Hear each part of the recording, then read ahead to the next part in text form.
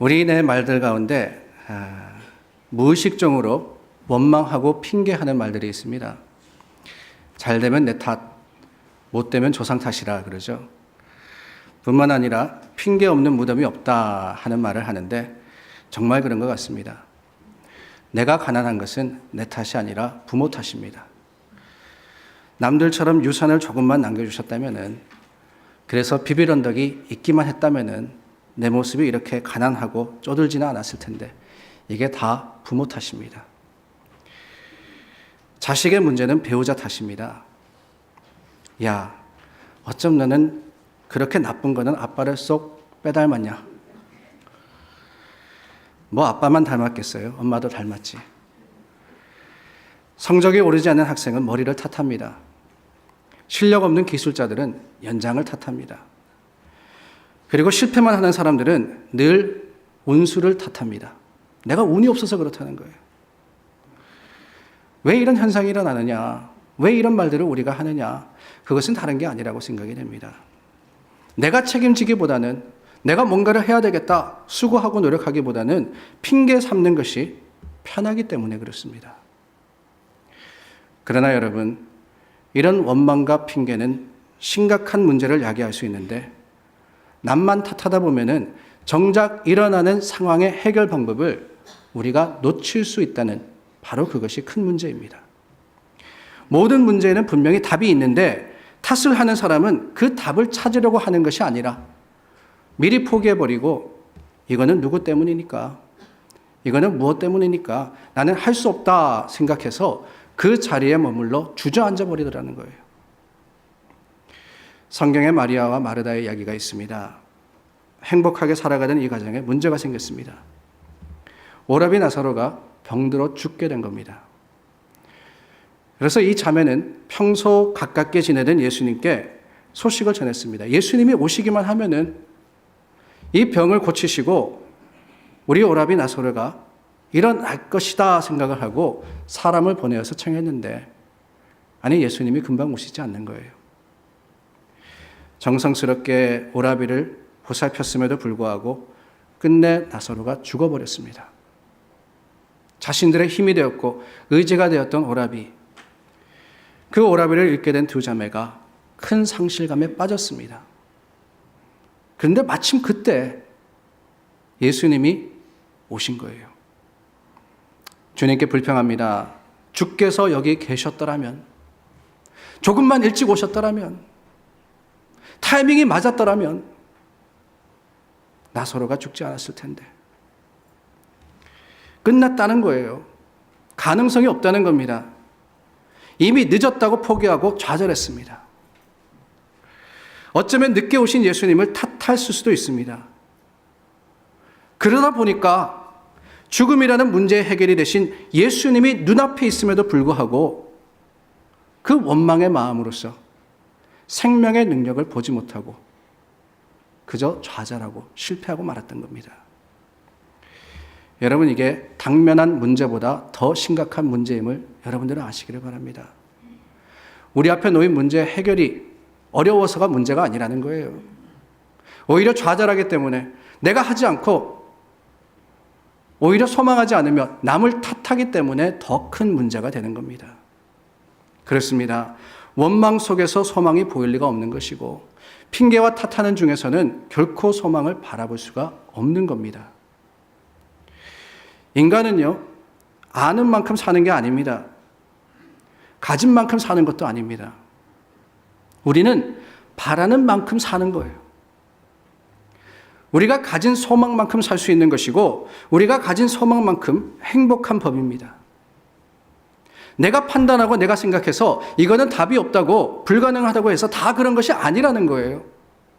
여전히 우리에게 할 수 있는 것이 있는데, 그것은 현재 상황과 과거의 그 역사를 넘어서는 소망이라는 겁니다. 이게 다가 아니라는 것을 생각하고 오히려 실망하거나 탓하는 것이 아니라 소망하여서 나가면은 회복의 기회가 주어지는 거예요. 우리에게는 과거와 현재만 있는 것이 아니지 않습니까? 앞으로 이루시겠다고 약속하신 그 언약이 있습니다. 미래가 있다는 거예요. 그렇다면 그 약속을 붙들고 기대하고 바라야 하는 거 아니겠습니까? 성경에 보면은 우리가 잘 아는 부자와 거지 나사로의 이야기가 나옵니다. 이 나사로의 입장에서 돌아가서 생각해 보면은 그는 얼마든지 원망하고 좌절할 수 있는 조건을 완벽하게 갖춘 사람이었습니다. 병이 있다 그랬어요. 고칠 수 있는 병도 아니었습니다. 심각한 병입니다. 그의 형편은 가난한 거지였습니다. 부자의 상에서 떨어지는 부스러기를 매일같이 얻어야지만 살 수 있는 그런 형편이었다는 거예요. 외형적으로 보면은 감사할 능력이 하나도 없었습니다. 외형적으로 보면은 오히려 조상을 탓하고 부자를 원망하고 자신이 가난한 그 환경을 실망으로써 좌절로써 그 자리에 멈추어서 실패할 수밖에 없는 상황이었습니다. 뭐 할 수 있는 것도 아니에요. 가진 것도 없었습니다. 오직 저주할 수밖에 없는 자기가 태어난 것, 부모가 왜 나를 이렇게 낳았을까? 세상은 왜 나를 이 지경으로 만들었을까? 불만해할 수밖에 없는 상황이 바로 이 거지 나사로의 상황이었습니다. 그러나 여러분 놀랍게도 성경은 어느 곳에도 나사로가 자신의 과거나 현재 형편을 불평해했다는 이야기가 없습니다. 그의 관심은 과거나 현재가 아니라 미래였기 때문에 그렇다는 거예요. 하나님을 의지할 수 있었던 것은 미래에 대한 소망이 있었기 때문입니다. 그 소망으로 현재를 참을 수 있었고 지금 자신에게 주어진 모든 문제를 넘어설 수 있었던 것이에요. 그런 나사로에게 주신 하나님의 선물은 다른 것이 아니라 위로였고 회복이었습니다. 그렇게 보면은 우리에게 문제가 있다는 것은 좌절할 이유가 아니라 오히려 감사할 이유가 되지 않는가 생각이 됩니다. 그 순간 소망할 수 있게 하신 하나님이 계시기 때문에 말입니다.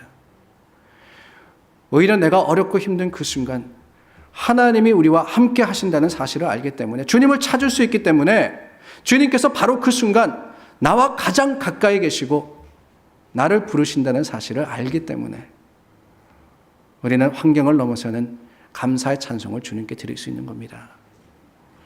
마가복음 2장 17절에 주님께서 건강한 자에게는 의원이 쓸데없고 병든 자에게라야 쓸데있느니라.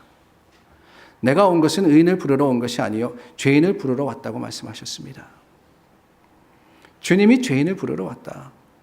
어려운 상황 속에 우리가 병들어 있을 때, 지쳐 있을 때 우리를 찾아오신 주님이 가장 가까이 계시기 때문에 바로 그 사실을 가지고 우리는 소망하는 거예요. 그리고는 현재를 바라보면서 실망하거나 불평하지 않게 되는 겁니다. 팻 윌리엄스라는 사람이 이런 말을 했습니다. 과거에 매여서 회상 속에 살아가는 사람은 마치 백미러를 바라보면서 운전하는 사람과 같다 그랬어요. 여러분 차에는 백미러가 있습니다. 그러나 그 백미러는 가끔씩 꼭 필요할 때만 힐끔힐끔 쳐다보는 것이지 그것만 보고 운전하다가는 100% 사고 납니다. 과거라는 것은 그렇다는 거예요. 오늘 우리가 해야 할 일은 앞을 바라보면서 하나님께서 이미 약속하신 회복과 하나님께서 우리에게 허락하신 완전한 하나님의 은혜를 기대하며 행복을 추구하여서 살아가는 겁니다. 그렇기 때문에 우리가 오늘 살아가는 것은 내 사정과 형편, 내가 가지고 있는 무엇이나 내가 가지지 못한 그런 것들에 달려있는 것이 아니라 믿음에 달려있는 거예요. 오늘 시대를 보면은 절망적이라고 하는 사람들이 얼마나 많은지 모릅니다. 환경과 사정 때문에 할 수 없다 실망하는 사람들도 많이 있습니다. 세상을 바라보면서 불평하는 것에 그치는 것이 아니라 더 나아가서 자신의 형편과 사정마저도 절망적이다 그렇게 생각해서 더 이상 방법이 없기 때문에 막다른 길이기 때문에 스스로 포기하고 목숨을 끊는 사람들도 너무나도 많습니다. 여러분 도대체 무엇이 저들을 저렇게 절망으로 내몰았나 생각하면은 그저 가슴이 아플 뿐이에요. 분명히 소망이라는 것이 아직 남아있는데 막다른 골목이라 할지라도 여전히 위를 보면은 뚫려 있는데 그것을 알지 못해서 목숨을 끊는다는 것. 얼마나 가슴 아픈 일인지 모릅니다. 사랑하는 여러분, 잊지 마시기를 바랍니다. 우리는 실패했기 때문에 절망하는 것이 아닙니다.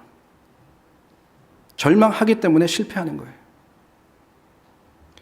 절망하기 때문에 소망이 없다고 지레 짐작하기 때문에 실패해 버리는 겁니다. 오히려 미래를 기대하고 소망하는 사람에게는 실패가 아닙니다. 오히려 그것은 기회가 되는 것이고 감사의 이유가 되는 겁니다. 그렇게 보면은요, 우리가 당하고 있는 모든 환경과 또 상황, 그 속에서 가질 수 있는 소망, 용기, 이런 것들은 믿음과 관계가 있지 않은가 생각이 듭니다. 우리가 착각하기를 환경 때문에 절망하기도 하고 여건 때문에 소망을 얻는다, 이렇게 이야기하지만 사실 환경과 여건은 아무것도 아니라는 거예요. 내 소유나 무소유나 형편이나 사정이나 건강이나 아니면 병듦이나 이런 것들이 중요한 것이 아니라 실은 이 모든 것을 뛰어넘는 것이 있는데 그것이 바로 믿음입니다.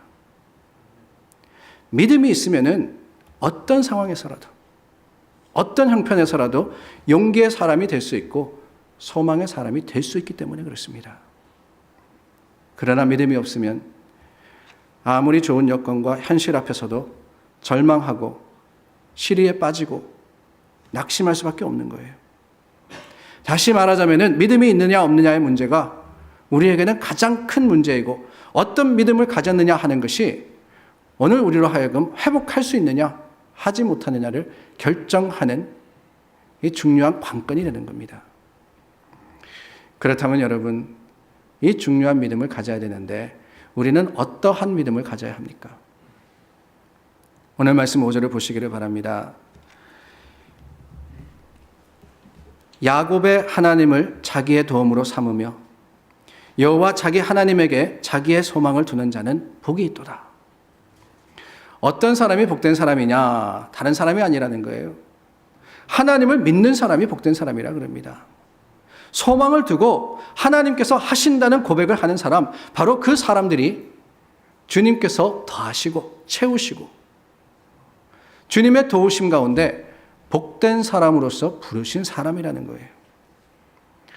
우리의 믿음의 내용은 바로 그겁니다. 하나님이 하신다는 거예요. 하나님이 하신다는 거예요. 여러분 한번 따라해 보시기를 바랍니다. 하나님이 하십니다. 그래요. 하나님이 하십니다. 그게 바로 우리의 믿음입니다. 그 믿음의 대상이 하나님이 될 때 우리가 주님을 붙들고 주님 앞에 설 때 저와 여러분들은 세상에 실패한 자가 아니라 오히려 복받은 사람으로서 감사 찬양할 수 있는 겁니다. 이 하나님이요, 시편의 기자가 고백한 야곱의 하나님이십니다. 야곱의 하나님이란 야곱이 경험한 하나님 아닙니까? 이 야곱은 에서와 쌍둥이 형제였습니다. 에서가 형이고 야곱이 동생이었는데 동생 야곱이 형의 축복을 아버지를 속여서 가로채지 않습니까? 동생에게 복을 빼앗긴 줄 알고 형이 그를 죽이려고 해서 이 야곱은 급하게 삼촌의 집으로 피신해 갑니다. 근데 가던 중에 베델이라는 곳에 다다르게 되었는데 거기서 밤을 지새게 됩니다.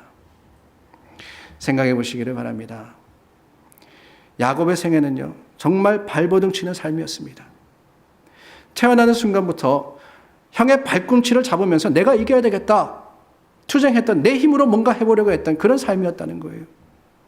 형을 이겨야지만 내가 산다고 생각했던 야곱.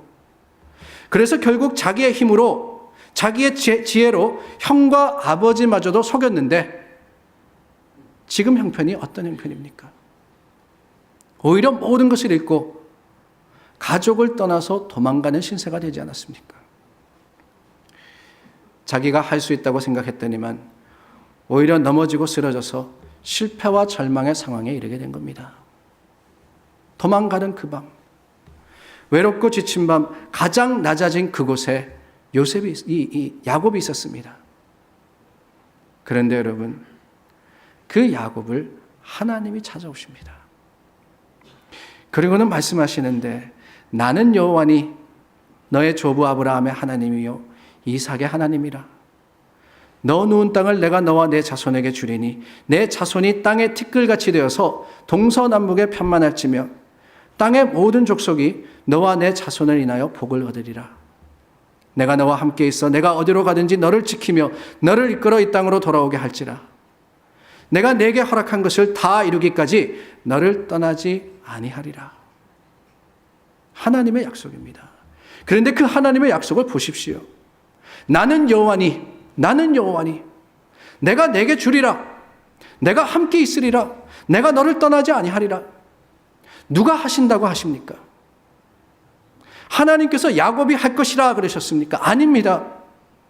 내가 이룰 것이라고 하시는 거예요. 내가 너를 떠나지 아니하므로 너가 외롭지 아니할 것이고 내가 너와 함께함으로 하나님이 회복시켜 주시고 하나님이 아브라함에게 주신 그 언약을 야곱을 통해서 이루어 주시겠다고 말씀을 하시는 거예요. 하나님이 하십니다. 하나님이.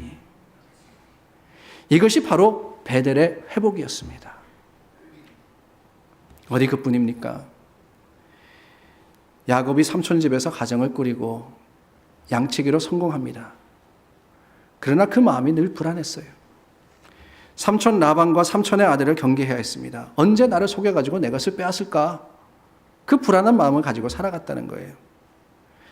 믿을 수 있는 사람이 하나도 없었습니다. 그 인생이 많은 것을 이루었지만 얼마나 피곤했는지 모릅니다. 그래서 결국 야곱은 고향으로 돌아갈 것을 결정하지 않습니까?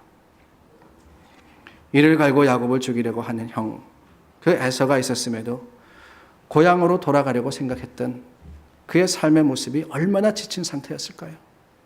얼마나 힘들었으면은 고향에 돌아가면 죽을 수도 있는데 내 모든 거 다 내려놓고 가야 되겠다. 이 생각이 들었겠습니까? 야곱의 인생에 위기가 다시 찾아온 겁니다. 그 야곱의 인생에 할 수 없는 지경이 다다르게 된 겁니다. 아무도 의지할 수 없었어요. 아무도 도움이 될 수 없었고 자기 스스로 할 수 없는 그 상황, 그 마음과 삶의 모습을 가지고 야곱이 돌아오는데 고향의 즈음에 다다라서 야복 강가변에 멈춰서지 않습니까?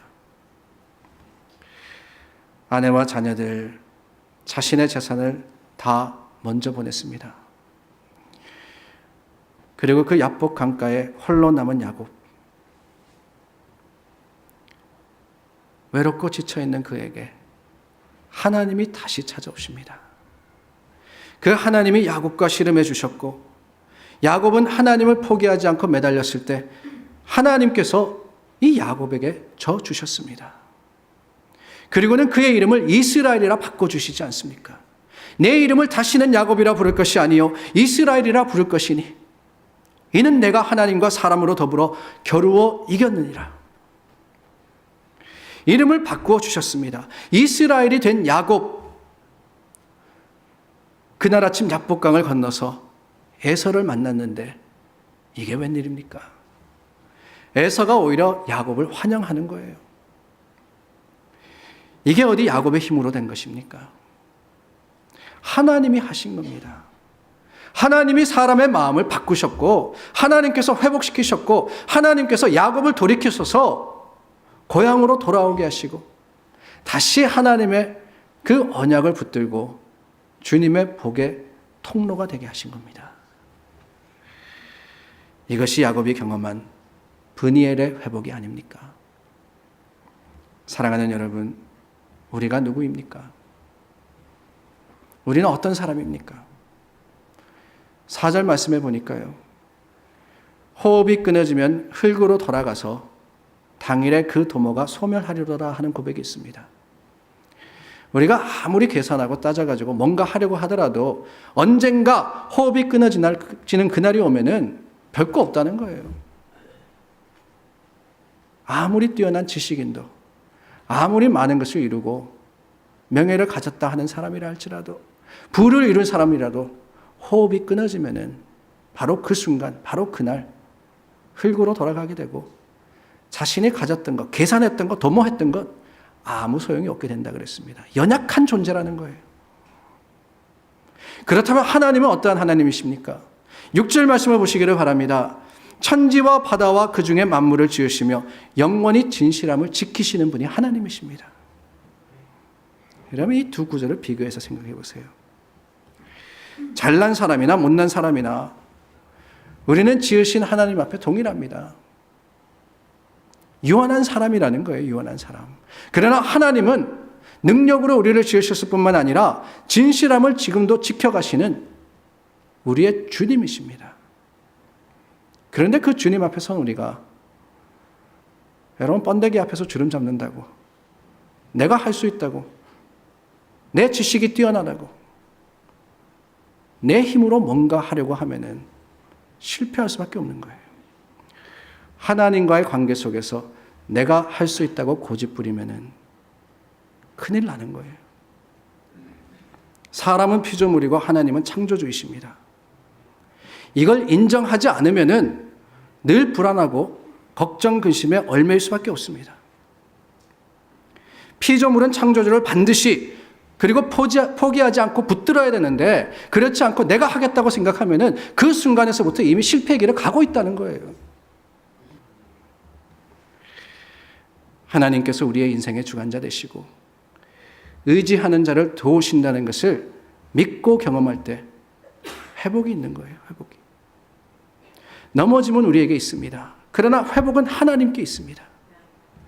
우리 자신을 보면은 결코 회복되지 않습니다. 그러나 하나님만 바라보면은 하나님께서 우리 손을 잡으셔서 일으켜 주시는 거예요.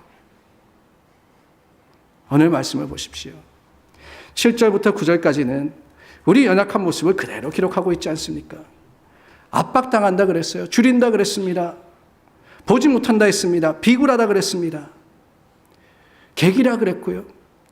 고아와 과부와 같은 불쌍한 자들이라 그랬습니다. 이러한 형편 가운데 내 힘으로 뭔가 해보려고 할지라도 안 되는 거예요. 그러나 여러분, 주님 앞에 엎드려져서 주님, 내가 바로 그 불쌍한 사람입니다. 내가 할 수 없는 사람입니다. 내가 연약한 사람입니다. 내가 부족한 사람입니다. 주님께 기도하기만 하면 하나님께서 해 주시는 겁니다. 사랑하는 여러분, 지금이 회복의 때입니다. 여러분들 가운데 혹시라도 실망하는 일이 있다면, 여러분들의 마음이 지금 낙심되어 있다면, 의심했다면, 두려웠다면, 넘어졌다면 우리의 인생의 주관자 되시고 넘어진 자를 일으켜 주시는 하나님을 인정하시고 그 주님을 고백하시기를 바랍니다. 주님 앞에 나와서 기도하는 저와 여러분들, 하나님께 예배드리시는 여러분들을 하나님께서는 일으켜 주시고 회복시켜 주시기를 원하십니다. 바로 지금이 그때인 줄 알아서 주님의 손에 의해서 회복되고 슬픔이 기쁨으로 바뀌고 탄식이 찬송으로 변화되는 놀라운 은혜를 체험하는 저와 여러분들이 되고, 그로 말미암아서 우리 모두 의심과 근심과 낙심의 자리에서 일어나서 하나님의 영광을 드러내는 의의 나무가 되기를 원합니다. 이사야서 61장 3절 말씀입니다. 무릇 시온에서 슬퍼하는 자에게 화관을 주어 그 죄를 대신하여 희락의 기름으로, 그 슬픔을 대신하여 찬송의 옷으로, 그 근심을 대신하시고 그들로 의의 나무 곧 여호와의 심으신 바 그 영광을 나타낼 자라 일컬음을 얻게 하려 하심이니라. 하나님은 결코 저와 여러분들에게 스스로 회복하라 그러지 않으셨습니다. 하나님이 하시겠다고 하셨습니다. 우리가 잊혀지지 않았습니다. 부족하지 않습니다. 기도할 수 있습니다. 하나님이 하십니다 고백하는 것은 그 약속이 저와 여러분들에게 실제적으로 주어졌기 때문에 그렇습니다. 그러므로 여러분, 우리를 창조하신 하나님, 우리를 사랑하시는 하나님, 언제나 우리를 바라보시며 귀를 기울이시는 그 하나님 앞에 모든 걸 의지하여서 주님 앞에 나와 주만 바라보는 저와 여러분 되어서 회복되는 믿음의 사람들이 되기를 예수 그리스도의 이름으로 간절히 소망합니다. 기도하겠습니다.